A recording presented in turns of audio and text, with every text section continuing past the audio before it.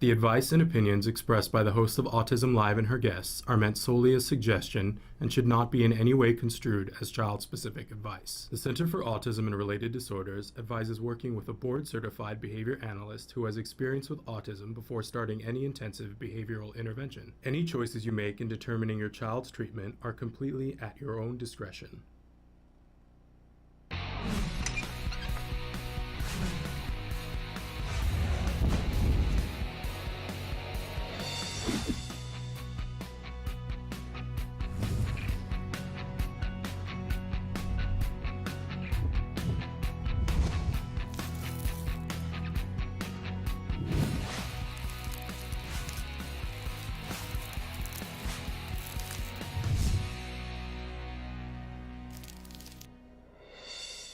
Good morning and welcome to Autism Live. I'm Shannon Penrod. We're coming to you live from the Warner Center in Woodland Hills, California. This is the home for Autism Live.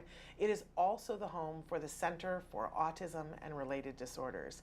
Now, it's still April, and those of you who watch this show on a regular basis know that we recently changed our format, so we're coming to you Monday through Friday, 1 hour at a time. We're very excited that we're here with you on a Wednesday morning and that we have Dr. Doreen Granpeesheh with us live to answer your questions in the studio. So we are going to be with you live for the next hour, and Dr. Granpeesheh is going to answer your questions. You can be writing those questions into us in a variety of different formats. In fact, Traven is going to show you some of the ways that you can do that right now. While he's doing that, I want to remind you that our homepage is autism-live.com. That has also changed. Take a look at it and see. We've put buttons in different places, but if you want to watch the live show on that site, some of your browsers it will automatically open. Others you're going to need to press the red button at the top where it says live, and it will open up in full screen on your computer. If you want to chat with us directly from that site, the chat is now moved to the bottom of the page. Just click where it says chat and that will open up and you can type, and that is open all the time, not just during the live show. So do make sure that you reference what it is you're watching when you're leaving your question, your concern, or your comment. But again, we love to hear from you in all the different ways in which we come to you. If you want to be talking to us on Facebook, on YouTube, on Twitter, on Periscope, you can talk to us in any of those ways. And of course, you can email. Traven is showing you right now my email address, which is s.penrod@autism-live.com. For those of you who are listening to us in your car on iTunes, which we understand more and more of you are taking advantage of that. Hey, by the way, when you're on the new website, when you're there for approximately 5 seconds, a pop-up will occur and it will ask you if you want to subscribe to our newsletter. And I know that's a new thing, and it might catch you a little off guard, but I want to be very clear with you. If you subscribe, that means that you will get a viewing guide at the beginning of the week to let you know what's going to be on all week long. The only other time that we reach out to you is when we have something really beneficial for you to know about, like if we're having Temple Grandin on, or if we've got a special show happening at a different time. We don't abuse that, so please feel free to sign up and subscribe. Once you do, the pop-up will stop happening on that site. If you don't want to subscribe, that's okay too. Just click the little X, it will go away and it won't bother you while you're on that visit again. It will happen in subsequent visits, and I apologize for that, but so many of you were asking for the newsletter, and that's just the quickest way for us to aggregate that. So I hope that you'll participate in any of those ways. I don't want to waste any more time because we do have Dr. Granpeesheh live, so it is time for Ask Dr. Doreen. Dr. Doreen Granpeesheh is the Dr. Doreen is an expert in autism. Doreen Granpeesheh. Dr. Granpeesheh. Dr. Doreen Granpeesheh. Dr. Doreen Granpeesheh is a visionary in the field of autism. Now you can ask her questions on Ask Dr. Doreen.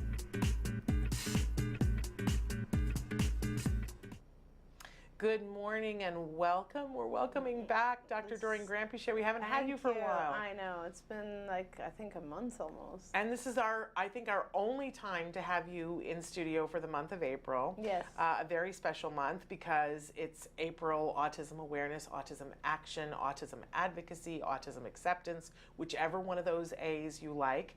But it's also your birthday. So we haven't had an opportunity to wish you happy birthday on the show. Thank you. So happy, happy birthday. Thank you, Shannon. We all had a good time celebrating it while you weren't here. Yeah, I know. That's awesome. which is a little odd and weird, but we enjoyed it. It was I'm good. That's sorry that great. you didn't get to be here though, but we had a good time. I hope you had a good time where you were. Yes, I did. Okay, good. Yes, thank you very much. That's a wonderful thing.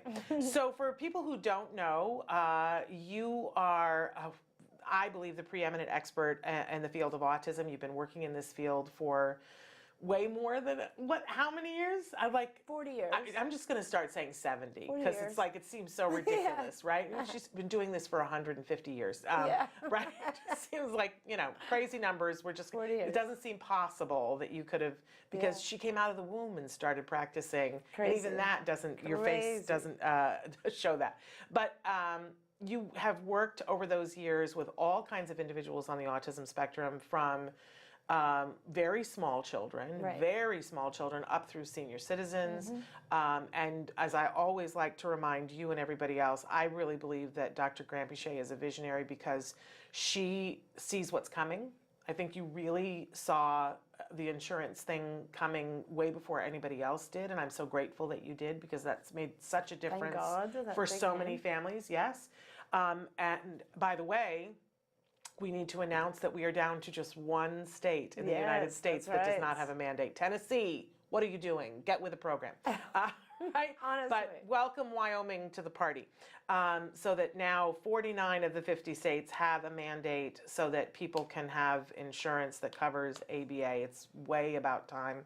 And we really want to congratulate, especially Lori Unum, for being such a person at the forefront of that and pushing for that. But I was saying that you saw this coming before I think anybody else did, and got things in place so that families could benefit from it, and that has made a tremendous difference.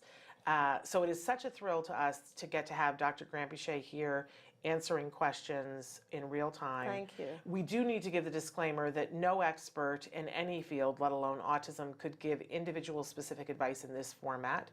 That would be a disservice to the Right. individual who's on the Right. spectrum, because you don't have the opportunity to be there, see them, talk to them, know more information. So be as specific as you can when you write your questions, and know that Dr. Granpeesheh is going to give information of a general nature to help you to decide what questions you might ask next. But as That's people right. write in all the time, it's so helpful. So No, it is. It's wonderful. And I see that Evelyn has actually been trying to help some parents as well, which I love. she has filled in a couple of the weeks That's while you were terrific. gone. That's terrific, yeah.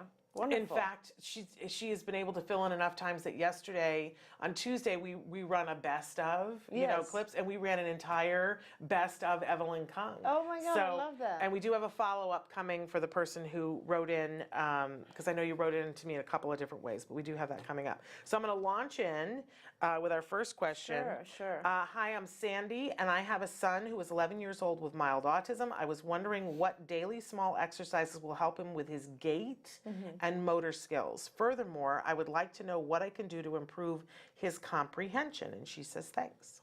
Okay, so Sandy, it's too, my answer would take the next 5 hours. So what I suggest you do is actually go on Skills. Skills was built for parents like you, where you're looking for, let's say, one specific area or some feedback for, let's say, some motor activity, and then also some comprehension. If you go on Skills, where the website for Skills is skillsforautism.com, and if you go there, and you can very easily license out for actually I think there's like a 2-week free period even, Yeah. or something, and 14 days. 14 days of free time on there. So what you do is you go in and you will answer questions. It starts with an assessment, and I would suggest that if you want to focus on motor skills, do the motor skills curriculum. There's different curriculum areas. Conversation or comprehension will probably fall under 3 different areas. So you might want to take a look at some of the other areas, like language.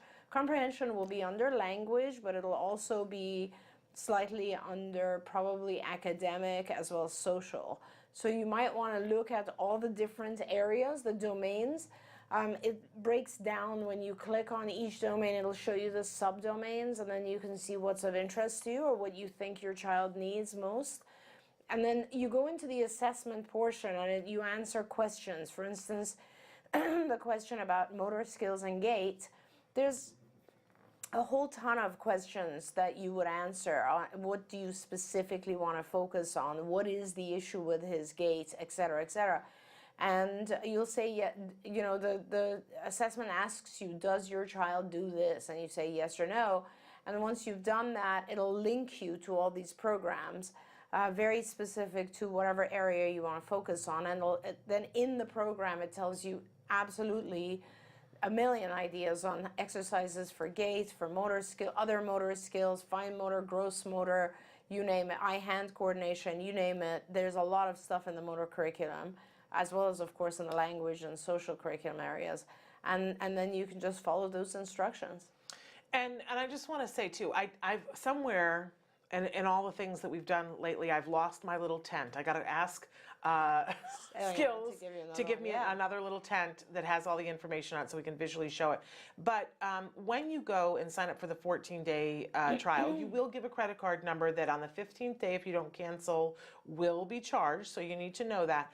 But you can also, there's a number that's on everywhere on Skills, an 800 number that you can call them and ask questions about where would I find this, and they'll be very helpful to help you to find that. But a lot of times parents see Skills and they get so overwhelmed because there are so many different things to it. Yes. And I always find this a little bit interesting. I understand being overwhelmed. I get overwhelmed a lot.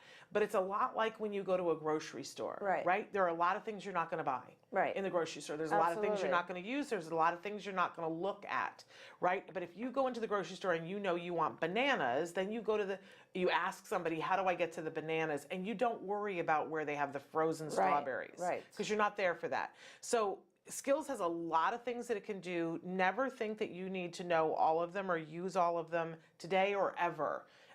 It's a huge tool, like a toolbox that has something for everybody, right? But you don't necessarily need to use all the tools, and you don't need to know about them, and you certainly don't need to use them all at the same time.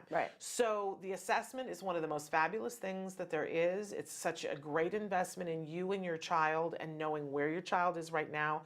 I always say it's like the map in the mall that says you are here. Honestly. It's a snapshot of exactly where you are. You'll be able to see, oh, this is where my child is, you know, doing okay. This is where my child has a deficit, so we need to work on that. Here are the strengths that we can capitalize. You will know exactly where you are. I don't know of any other way that parents in their own time can get that for themselves. Definitely.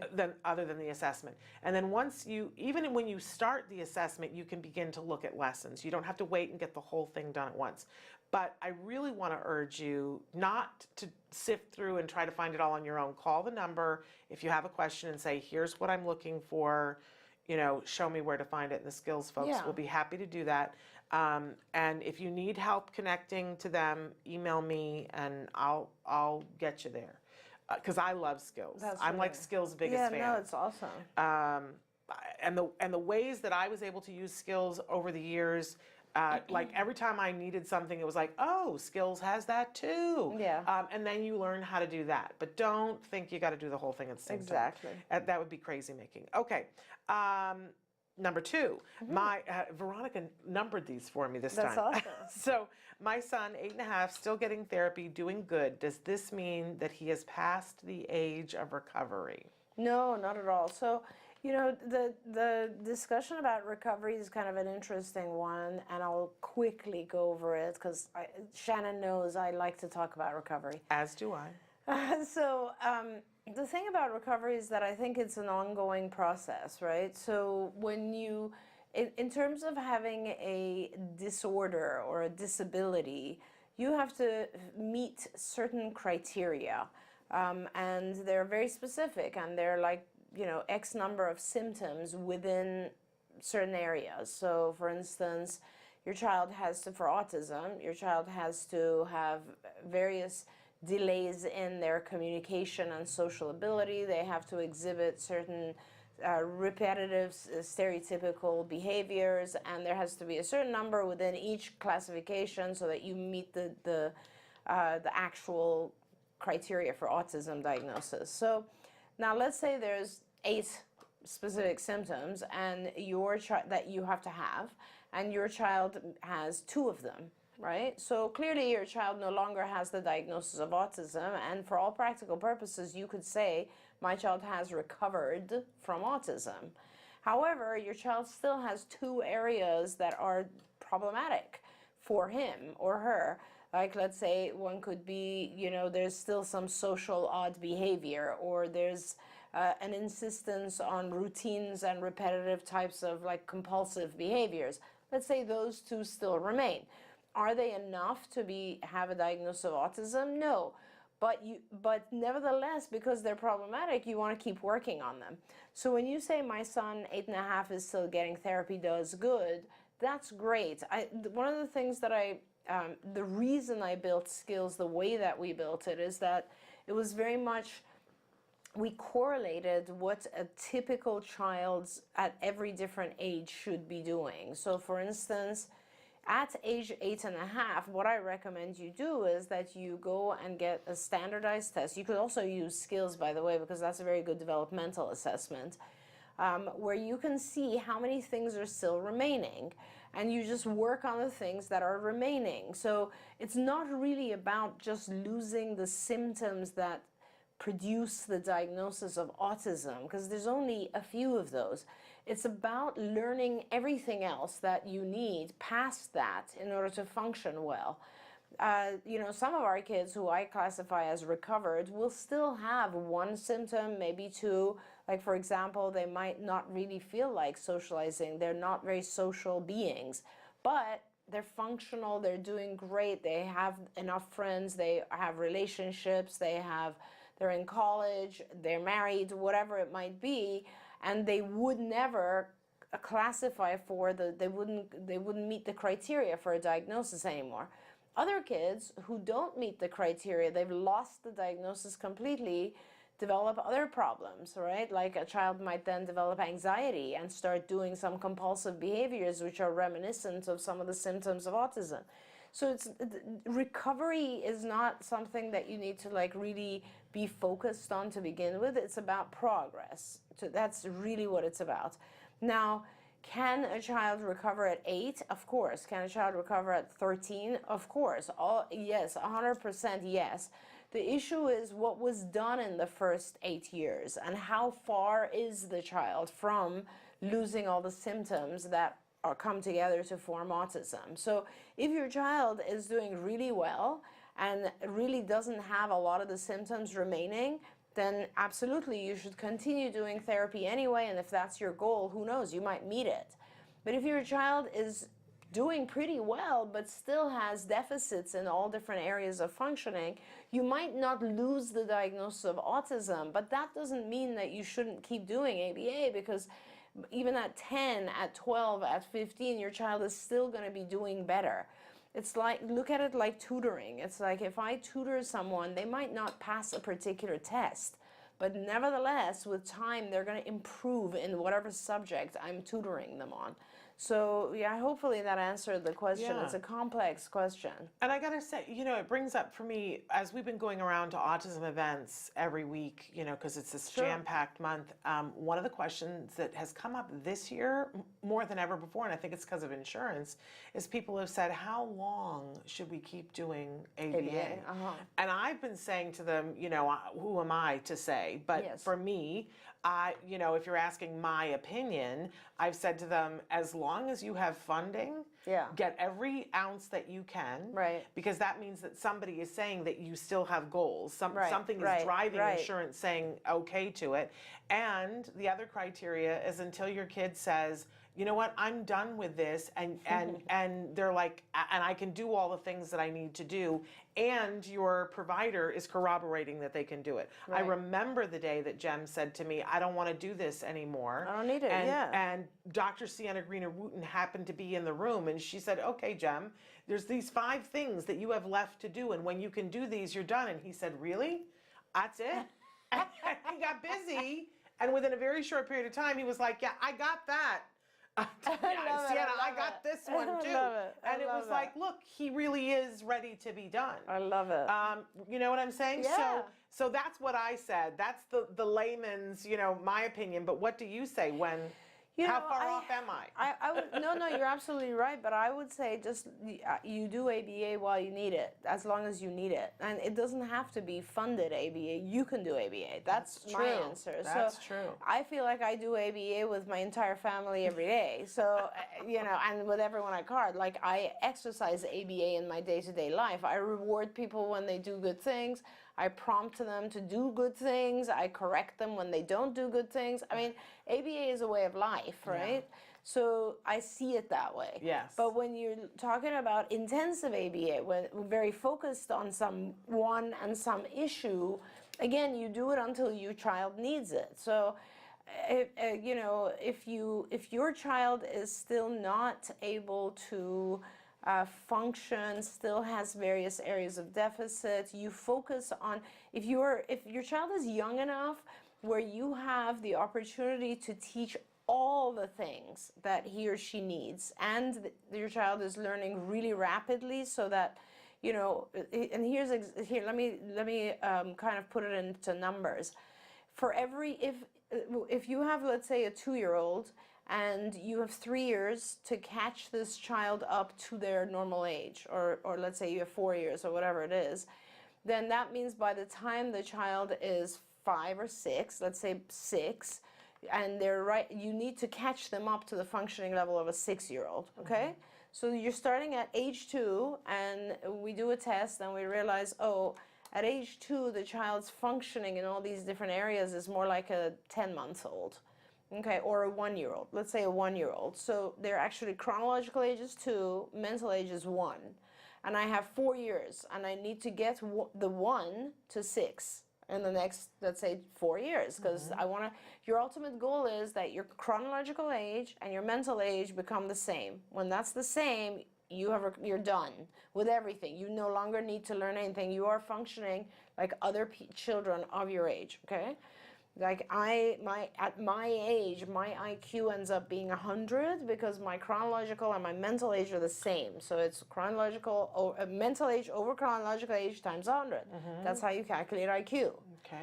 So if a child is 2 and they're functioning mentally like a 2-year-old, it's 2 over 2 times 100. So that's 100. Okay. That's normal IQ. Okay. Okay. If the child is 2 and their mental age is 1, it's 1 over 2 times 100, so their IQ becomes 50. Okay. Okay, and you have to remain at around 100. So then that means I have to double teach, so that in every year of the child's life, he's learning twice as much as another child, so that I can actually get his mental age to go faster than he's aging. Right.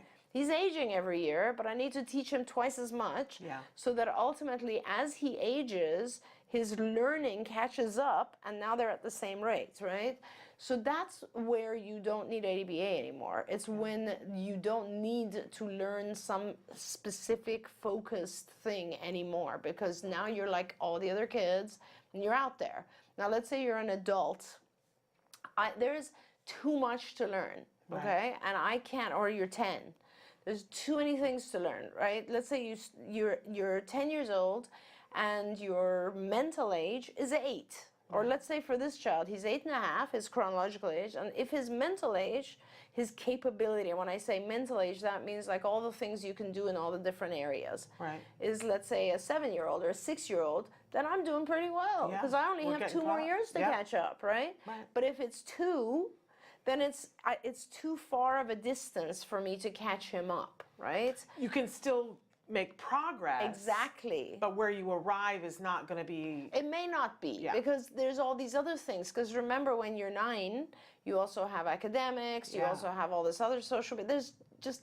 Life keeps piling on more. It's not like it's a concrete amount. It just keeps increasing, right? Because you're aging, and with age, there's more you have to know. Yeah.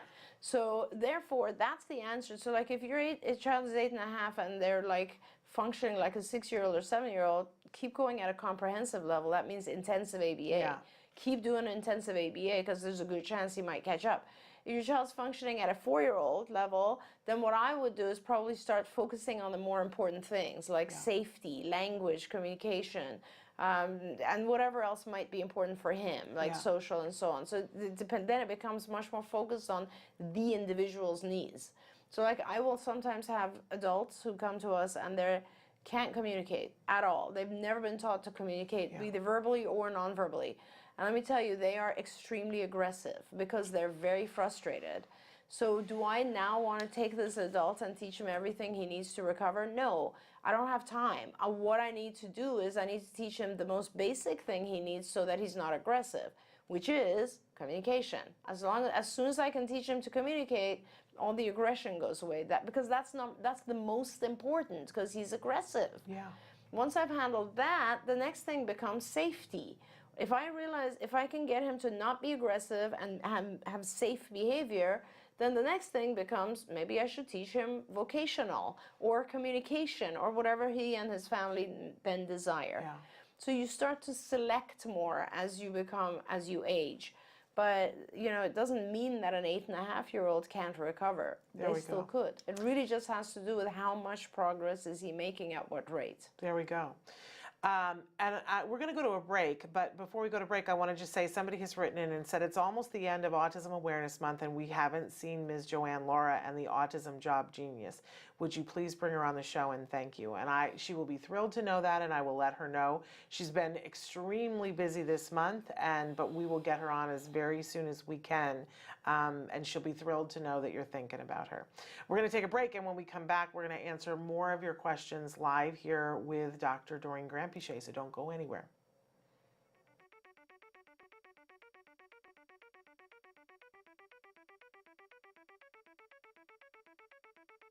Hi, I'm Shannon Penrod, and we're at the ABCs and XYZs of Special Needs Conference. And this year, for the first time, they've got something really remarkable. It's the Entrepreneurial Boutique. These are all items that have been made and are being sold by individuals who have special needs. So we're going to do a little shopping and talk to some of these fabulous entrepreneurs. Come on. My name is Molly Rarick, and I'm founder of Breed's Gift. We're a nonprofit that serves teens and adults with special needs like Chase here. We were founded in 2013 and serve people in the Conejo Valley, Santa Barbara, and LA. Our main objective is to give our participants the skills they need to gain a more independent life. My name is Shelley Cox, and Lisa Zalagi and I are founders of Creative Steps and Create Micro Business Enterprises. And the items that we're selling here today are all made by the clients who have passions about what they want to make, and then they get the profits from what they make after we've paid all of the other expenses. We are here today because my goal is to be independent, and also I would like to share all my artwork, and I would like to sell. Thinking about at his young age being a businessman, it's amazing. I cannot be more proud.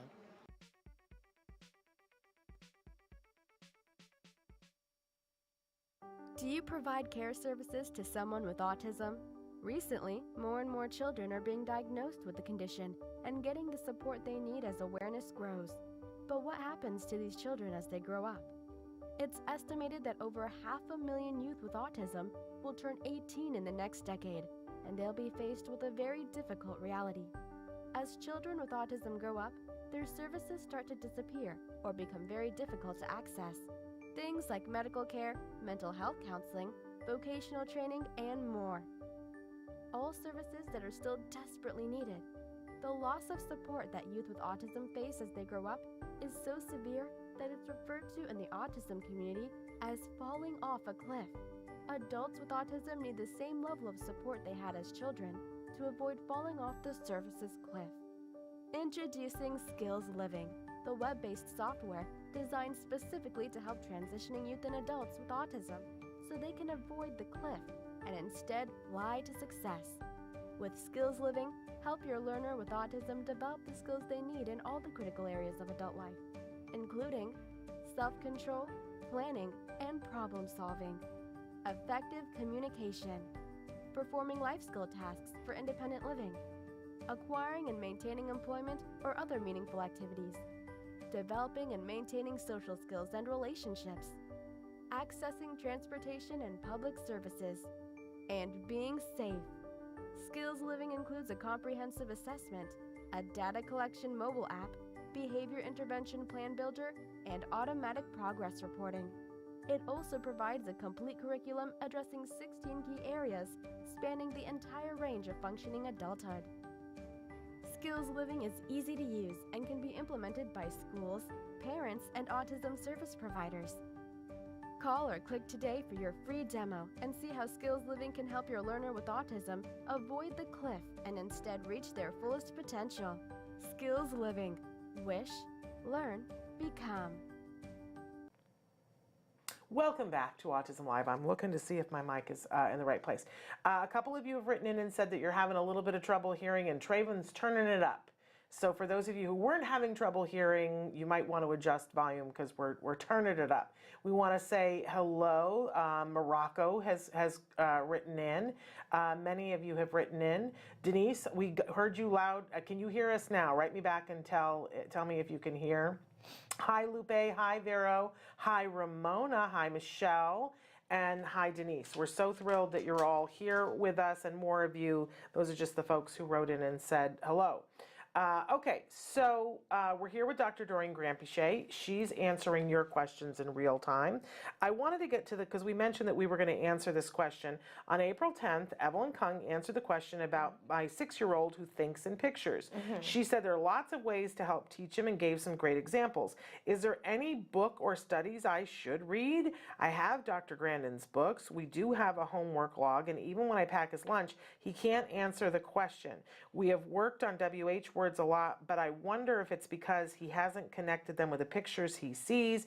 Anything I can continue to study and try, I appreciate it. And they left their email. And for those of you who weren't here, including Dr. Granpeesheh, one of the things that we were talking about, there were a bunch of different things we were talking about, but it's that tricky thing where we want the kiddo to come home and answer questions about what happened at school. Oh, okay, yeah. That's right? an easy one. Yeah, so go ahead. So I would just suggest that I don't know of any books that focus just on this particular topic, but I would really suggest that you get on Skills. Again, I feel like I'm marketing for Skills today, but the truth is, if you get on Skills, and you may have heard us talk about Skills before, but when you get into the curriculum of Skills, every single lesson has a visual modification. So you will be able to modify everything you're teaching for a visual child, every single lesson. So it was important to us to do that because we feel that there are a percentage of kids on the spectrum who are visual learners. That's it. That's their modality. They receive information visually. They have a very hard time receiving information auditorily or integrating auditory and visual. So we made it so that you have the ability to have visual presentation for a lot of these things. So I would really use Skills. I mean, it's not 1 or 2 lessons, it's every single lesson on there. And just to clarify, the reason why Skills comes up from time to time is this is the tool that Dr. Granpeesheh invented to be able to answer these questions. Yeah. That is why That's it right. comes up. And honestly, before we produced this platform online, we wrote 8 books, which were curriculum areas, and then we worked years and years and years on how do we make it visual for every visual child, what are the prerequisites to each lesson, how do I prompt it, what are some points for teachers. I mean, we've put a lot of stuff into it, so please look at it and you'll find a million different things that you can do visually. Okay. I'm going to skip to this one just because I find it so interesting. Hi, Shannon. Appreciate any advice on how to teach our kids to be aware of environment while they are focused on a task. Ooh, I like that. Mine tends to make a beeline to a task. Once he starts the motion, any interruption goes unheard. This sometimes can be social or safety issue. Thank you. Your show is amazing. And Evelyn started when she was a toddler. You know, it's Evelyn's birthday today. Is it? Yes, it is. Oh, that's amazing. I love that her name is coming up a lot. Yeah. So, yes, so this is, yes, so there's lots of things you can do. The way that I would handle this is that first of all, great, because your child's problem is sort of the opposite of everybody else's. Like, it's wonderful that your child is, this is easier to solve than the reverse. The Right. reverse would be you give the child an instruction and every little noise distracts the child and they Right. never get to their task. So Right. this is great. So you have it that your child is really super focused. So now what you want to do is you want to start introducing distractions, or let's say other types of things that are happening in his environment. What did you call them? I don't know, environmental interruptions, let's say. And so you'll start with something very loud and really in his face. So in other words, he's on his way to manage a task. You step in front of him and you ask him a question, whatever, or you step in front of him and something, I don't know, show him something, whatever it is, interrupt his task in some way, and then let him resume. And then after that, you do like an interruption that is slightly less intrusive. So instead of stepping in front of him, you now literally stand in the path of his task and you call his name and you ask him a question. And you basically keep doing these things gradually until you're reducing your own intrusion and he is able to look at you but continue, or answer you and continue. There's actually a lesson in skills for this. I forget the name of it. I think it's called dual attention. It's in the attention area, which is in the executive functioning area, and I forget what we named it, but this has to do with, this is actually a very important task. It has to do with being able to interrupt your attention to something. So like you're watching TV, be able to stop and listen to mom and then resume watching TV. So it's called set shifting in your brain, and it involves the concept of being able to go back and forth quickly. Right? So like for instance, right now that Shannon and I are talking and I'm talking to you guys, I'm also in my brain attending to a lot of environmental factors because my brain can set shift. For example, I can see myself on a screen that's over there. I can see a sort of aroma thing over there. You know, like there's a million things, but I'm not attending to them. I'm attending to what I'm doing. And so we refer to this as saliency, so that the person is able to attend to the most important thing. A lot of times with our kids, when they're task oriented, they either have to focus on the task or they get completely distracted by environmental factors. So the fact that your child can focus on a task is great.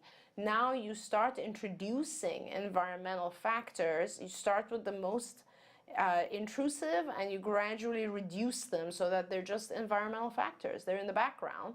And then you ask your child questions about them. Now don't forget, you want to test it, right? So the question that you first ask him when you step in his path, later after many episodes and you've now shaped yourself out or faded yourself out, you'll be like, hey, Sonny, what day is it today or something, and you're in the background, and your child by now will have learned to kind of like pay attention to you and then continue their task.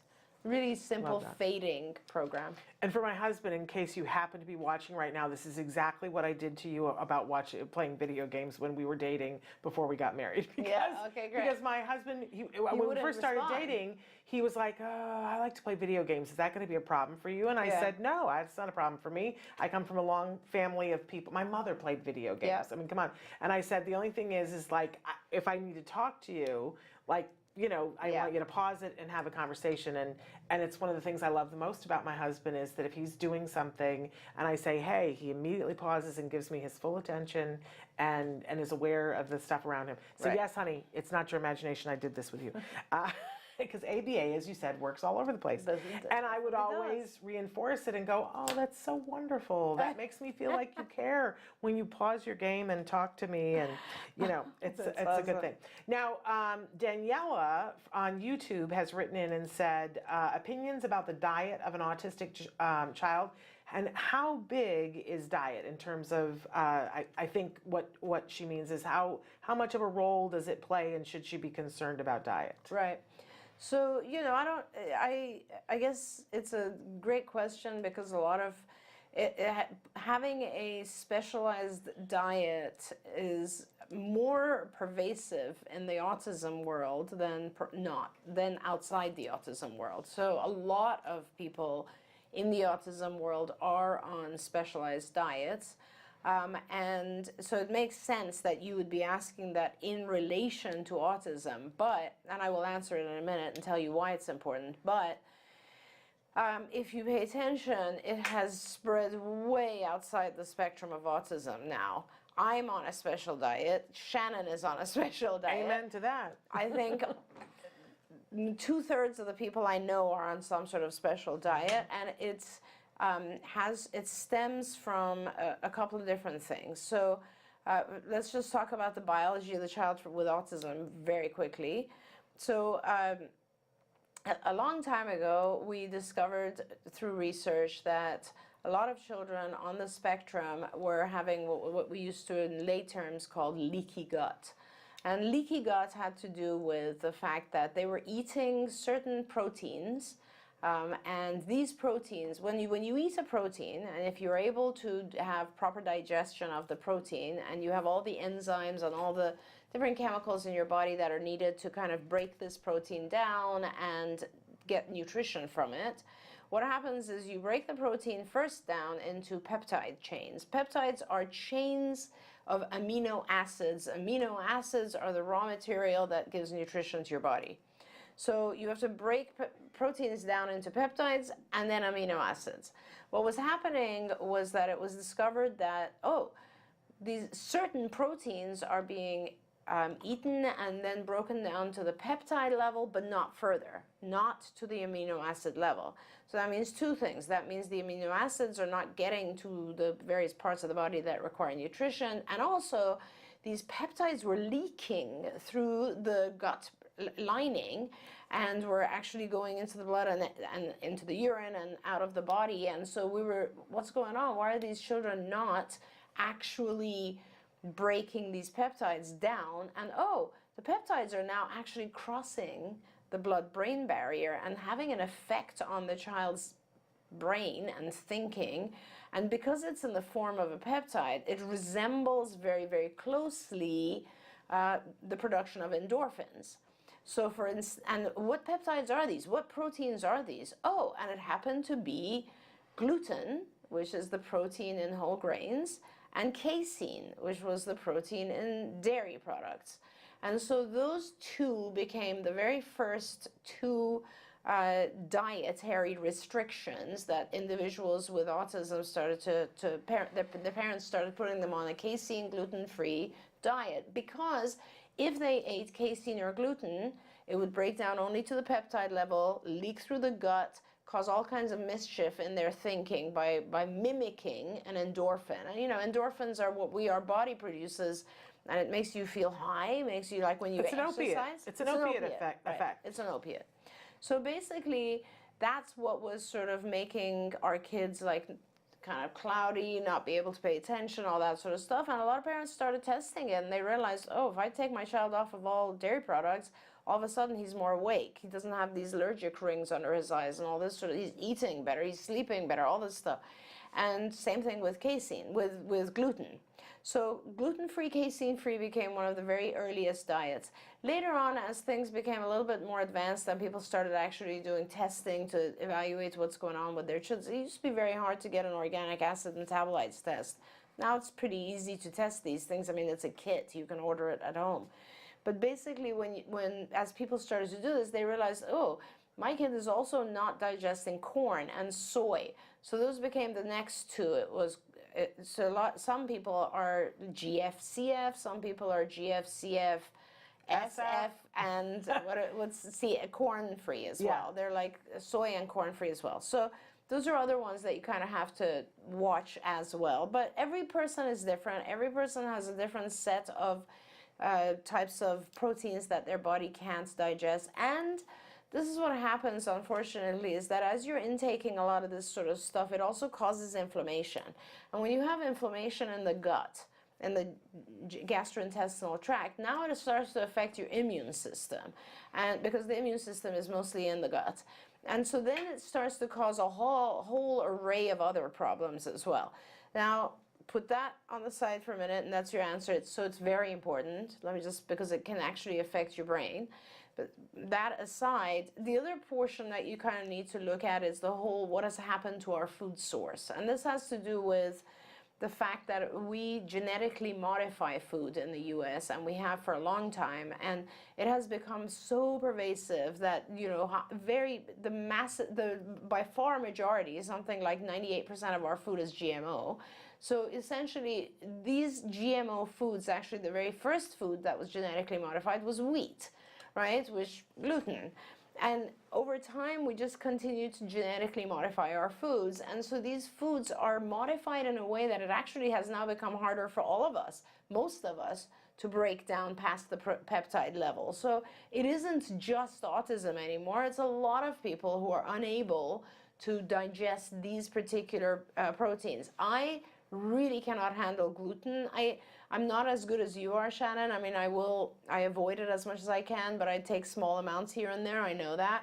Casein, I don't think I've had casein in years. I just drink almond milk. I don't really eat cheese. You know, I'm pretty casein free. I really minimize just my eating in general, you know. And I don't know. I don't participate in that. I think you're like gluten and casein, or I don't know. Yeah, but I have a testable allergy now to both of those things. Right. And I'm at the point where I need to get rid of corn and rice, and it's killing me, and I'm not good at that. But I need to. But can I just say, it's different for everybody. It is very different for everybody, and we refer to this as an allergy, and it's more of an immune reaction, which allergies are also an immune reaction, and so it is very much. When people say I'm allergic to soy, I'm allergic to, this is it. This is what we're talking about exactly right here. And that means you basically can't break it down, and it'll cause mischief, it'll cause inflammation, like anything else that you are allergic to. Yeah. So bottom line, the answer is yes, it's important. You should probably start by getting a GI, they have these kits now, I forget the name of them, but you can look it up online, and it comes in, and they will request a sample of your stool, and you mail it in, and they'll come back to you with a full report of all the different things that you are not breaking down and should probably avoid. The two things that I'm going to add on to everything that you said are that we now are seeing that the pesticides play a role and the artificial colors and flavors. Yes, definitely right. And if you're not sure about that, go to a birthday party where they have a cake decorated in all kinds of colors, watch them cut the cake and serve it to all the neurotypical children, and watch and watch them all melt down in 12 minutes. Yeah, I mean, it's insane. And then the parents go, I don't know what happened. Yeah, absolutely right. So, and there are studies to look at. You want your diet as clean as possible, with as few pesticides for children as possible, and you know, all kinds of parents have had all different kinds of reactions. There are some parents that I know, my son went on the gluten-free, casein-free diet, and we had behavior change within 3 days. Yeah. That isn't the case for everyone. Some people see a behavior change at like 6 weeks. Yes. Other people don't get a big bang for their buck, but they find that when they took out the artificial colors and flavors, they got a behavior change, right? So it's different for everyone, but I really encourage people to give at least the gluten-free, casein-free a try. It's not as hard as it used to be. That's right. And to try to be as organic as you possibly can. We always talk on the show about there's a list that's called the Dirty Dozen and the Clean 15. And the Dirty Dozen things every rational person should eliminate and only eat organic, and it changes year to year, and you can Google it. Dirty Dozen, Clean 15. The Clean 15 are the things that they go, you can eat conventionally and be very assured you're not getting pesticides. But the Dirty Dozen is the worst. And every year you look at it and go, okay, that's the thing I won't eat. It's so sad too. It's like some of the stuff that you just wouldn't think about, you know? Right. But it ends up being very thin-skinned fruits and vegetables. I mean, it's almost like it makes sense, right? Yeah. And it's always heartbreaking because you know how when you go to the store and they have the conventional and they have the organic and there's like 10 cents different, right? Yeah. And you go, well, I'm going to spring for the organic because it's only 10 cents difference, right? And that's usually on the clean 15 if it's only 10-cent difference. But when it's $1.45 different per pound, that's usually on the Dirty Dozen, and they're charging you for that difference. Right.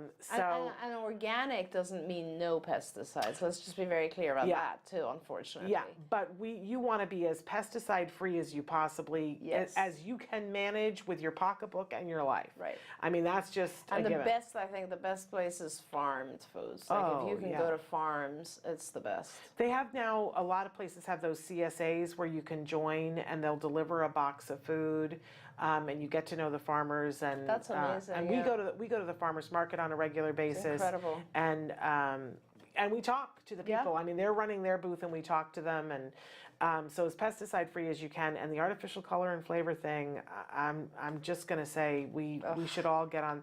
Other countries, I know, are so much better about that and do not allow their citizens to be polluted by those things, and yet we hand things out to our kids, and it's horrifying.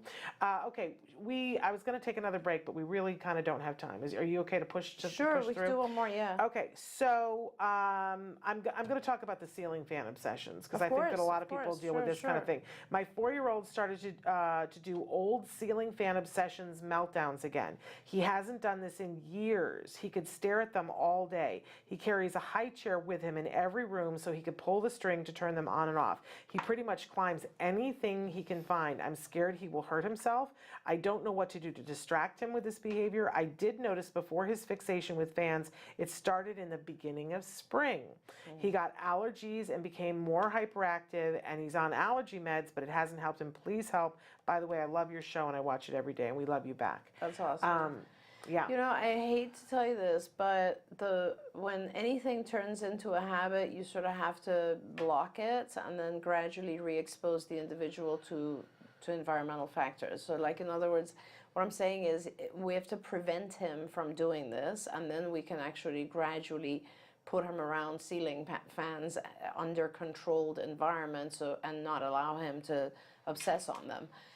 So behaviorally, the easiest way to do that, given that you're not going to follow him around all day long, is to remove the ceiling fans or somehow prevent them from working. You know, like maybe electrically manipulate the electricity so that that switch that turns them on doesn't turn on, and you can only turn them on with, let's say, or maybe not even that, just like don't turn them on for a week. And basically, he will lose his interest in that, and then two things will happen. One is you have to eventually reinstate them and prevent him. So before you reinstate the use of the ceiling fans, we need to now teach him something else to do so that he is engaged in some other activity that could potentially fulfill this desire to see, you know, I don't know exactly what the function of this is, but from my particular perspective, this is a very common self-stimulatory behavior that happens, and it's not just within autism, by the way. It's sort of a repetitive type of behavior that happens in obsessive compulsive individuals. So to me personally, it increases with anxiety, and I think that you need to try to figure out kind of whether it was an allergic period or whatever it was. You need to kind of look at what instigated this return. Usually when our kids start to get a little anxious or overstressed or like there's too much on their plate, they start doing things that they used to do. It's sort of a fall back into a compulsive behavior that made them feel good. And by the way, that's not just our kids. We all do that, right? It's like overeating when we're stressed or whatever it is, right? So I would say basically you should stop the fans, remove them or turn them off electrically, and then engage him, because otherwise the thing that will happen is he'll find some other thing that rotates, like a record player or I don't know, something else, and he'll start visually self-stimming on something else. So make sure that you don't allow that to happen, and then you gradually bring back the one fan at a time and turn the fan on for 3 minutes, and have him do something else. If he starts looking at it again or obsessing, turn it off. He can only have you basically make it so that the fan will remain on as long as he's engaged with, let's say, TV or an iPad or something that is also interesting to him. Okay, but easier if you go ahead and have a way that blocks it. You need to start by blocking it anyway, because it sounds like there's one in every room. But just saying, it's a lot of times parents, we misunderstand and think that it's a conversation at the switch and saying no. No. It's I'm so much easier. It's so much easier to like turn off the power supply to it, so that you can't, like, he can flick the switch and it's not going to do anything, or to have it removed. I just had to have a ceiling fan removed because we were hitting hands on it while playing VR games. How pathetic are we? But but it's not that difficult. And if you go to like Lowe's, they sell these flush lights that are LED that are really inexpensive. They're like $5, and then you can have the ceiling fan put back in later on. It's a very like minimal thing. It's not the big thing that you think. But if you make it still so that there's a discussion around the switch, your life's going to be miserable. Absolutely right. So make a way so that it, like, no matter what happens, he can't do it when you're not there. That there's no way for you know, whatever it is to make it do that. Because I'm just telling you, parents, that doesn't occur to us. We're like, oh well, how am I going to convince him not to do it? It has to be shut off. Or just removed. Or removed, so that it isn't a possibility, and that you're It's not just the person easier in that charge way. of it on a minute-by-minute basis. And you know, he will want it to come back on. Right, so he will have a little tantrum. Let's just talk about that, because the switch won't work or it's not there anymore, but just ignore it, walk away from that. Yeah, it's not a discussion. It'll go away. Because we want to fast. talk about it. You know, you can't be watching that. You know, No it's the womp up up, womp up up, womp up up, right? So we don't need to do that. That's wasted breath. It actually makes it worse. That is absolutely right. But it's what I would do if someone didn't direct me to do it, Sure, right? sure. In any case. All right, we are officially out of time, but we thank you so much. Thank you so much. We It don't was have you always a next week, pleasure. but I think we have you the week after. Yes, that's right. So That's right. I want to say to everybody that we're back here live tomorrow. We've got a really amazing show for you. And so you're not going to miss it. We've got Bonnie Yates is going to be with us. And then we also have Tracy McDonald from Autism Speaks. She's talking about the new policy that they have at the new Los Angeles Walk. I promised you that on Monday, so we're going to have that conversation tomorrow. And then on Friday, great guests as well. We have somebody from RoboKind on Friday and Vince Redman on Friday, so you won't want to miss that. We'll see you tomorrow. Until then, give your kiddos a hug from me and one for you too. Bye-bye for now.